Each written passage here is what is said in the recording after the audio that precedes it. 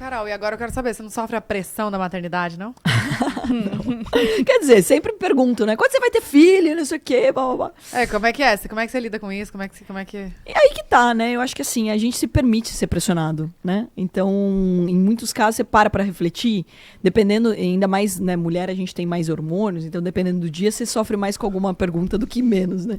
Eu brinco até que quando eu me tornei pública, né, eu ganhei uma coisa que eu nunca imaginei, de vez em quando aparece um hater, né? Eu não sabia nem o que era um hater, gente.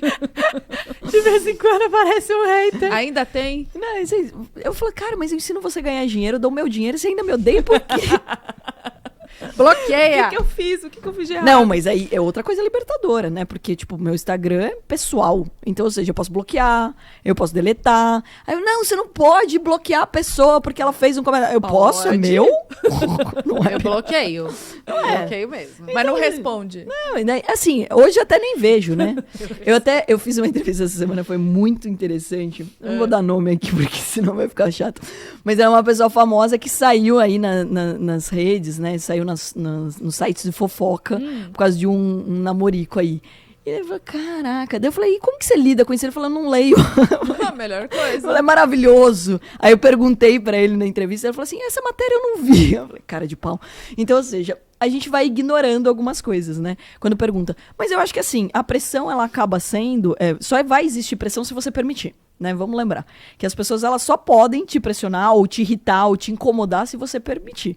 Mas às vezes, mesmo que a gente não permita, né? Elas te incomodam. Vem aquela coisa... Aí, sempre. Eu quero, obrigada. Então, eu acho que é muito legal de dizer que, assim, existe pressão pra tudo. E as pessoas vão te pressionar, elas vão te perguntar assim, e aí, quando que você vai fazer tal coisa? E aí, e agora? Qual que é o próximo passo? E tudo mais. E muitas vezes você tá contando uma história genial, blá, blá, blá. Não, mas assim, né, deve ser triste não ter filho ainda. Por que você tá falando? Então, ou seja, o jeito como você lida com a situação, né? E, de novo, quanto mais público você ficar, mais ataque, opressão ou pergunta vai ter, né? Mas aí como você lida com isso? Então, De aí boa? que tá. Por isso que até a minha psicóloga tá aqui junto. Vem aqui aquelas... E pode entrar, agora a gente vai fazer uma consulta com as Uma três. consulta. A gente tem, brincadeiras à parte, né? Eu sempre procurei muito autoconhecimento. E dentro da Atom a gente adotou isso. Porque eu percebia que as pessoas... o difícil não era investir na bolsa. O difícil era controlar o emocional. Que é a mesma coisa no poker, né, Bu? Não dá pra falar que não. Assim como na vida, né? Ai, gente, é muito difícil. Então, porque a Tem gente dias fala... que dá vontade, ó. Então, e aí que tá. E a gente tem mais hormônios, tem mais, né? Então, ou seja, a gente... Grávida ainda, amor? Putz, imagina quanto. Então, ou seja, a gente precisa... Então, a gente sofre com tudo isso. Então, eu fui buscando mais. E daí eu percebia que era importante. Então, né, dentro do nosso time, a gente tem a Priscila, que é a nossa psicóloga, nossa performance coach, que ajuda as pessoas a terem esse emocional. Só que quando eu trouxe isso pra dentro, eu comecei a aprender mais também. E eu fui fazendo muitos treinamentos. Então, eu fiz vários treinamentos pra entender um pouco mais, pra gente tentar ter mais autoconhecimento. Porque também não adianta nada. A gente tem essa mania, né? A gente julga o outro. Ah, mas aquela pessoa fez aquilo, ela me atacou. Mas a gente não sabe a história dela, não sabe de onde veio, por que ela tá te atacando, o que ela tá fazendo. Quando você tem um pouco mais disso, você se conhece melhor, você passa também a respeitar o outro melhor. Então vai falar que não me incomoda ou que não fico irritada, às vezes, lógico que fica, né? Então tem vezes que você quer matar alguém, coisa do tipo. Mas, E aí, assim, o que você faz quando aí você tá assim? É por isso que eu faço boxe de manhã, eu corro. Tira entendeu? tudo. Não, mas brincadeiras à parte, o esporte me ajuda muito. Essa é super do esporte, né? Eu corri 3 maratonas, são 42 quilômetros. Isso, mulher. Aí você fala, quem que é a louca que corre maratona? Então, eu virei essa... Não, porque eu nunca imaginei também ser a louca da maratona. Eu tinha mudado pra Sorocaba, e daí eu sempre gostei, né, muito de esporte. E daí, putz, quem conhece Sorocaba vai saber, tem uma padaria que, né, muito famosa, uma coxinha muito famosa em Sorocaba. E o meu escritório era atrás. E daí todos os clientes pra agradar ainda levava bomba de chocolate, coxinha, não sei o que. Cara, engordei naquela época. E daí começou a me incomodar, não por causa do peso, mas me incomodar porque eu tava lenta. Eu fui jogar bola com uma mulherada mais velha do que eu, um time feminino. E eu tinha 20 e poucos anos, a mulherada de 50 aguentava correr mais do que eu. Eu falei, putz, tô perdendo futebol pra mulherada. Aí comecei a correr. Aí quando eu comecei a correr, foi um cliente também meu na época, ele é ex-fumante, olhou pra minha cara e falou assim, você corre 5 quilômetros, eu corro 42, seu Hermes maravilhoso. Aí eu falei, Te desafiou ali. eu falei, se você não morrer, eu também não vou morrer, eu vou correr. Aí cheguei pra minha personal e falei assim, ó, me inscrevi na maratona de Miami. Não sei o que você vai fazer, mas monta o treino. E daí eu comecei a treinar. E o tinha quanto Menina, já tempo? tentei correr e deu canelite.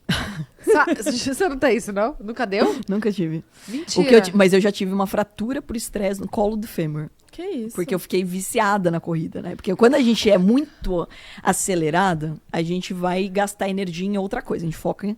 Então, quando você começa a fazer uma atividade, você tende a colocar muita energia naquilo. Nossa. Seja empreendendo. Por isso que a gente, quando começa a empreender, mulher é muito isso, né?